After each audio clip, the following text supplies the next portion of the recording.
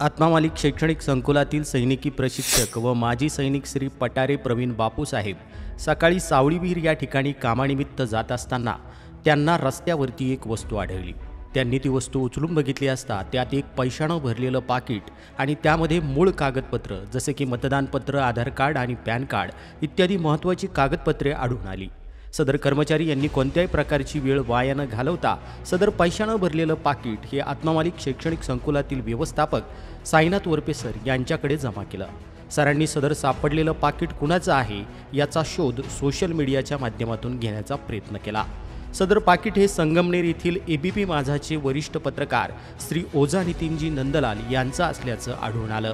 नंदलाल साहेब यांना तत्काळ कोकम ठाणे येथे येणं शक्य नसल्यानं त्यांनी कोपरगाव येथील महाराष्ट्र टाइम्सचे जिल्हा रिपोर्टर मोबिन खान यांच्याकडे सदर पाकिट देण्यासाठी सांगितलं।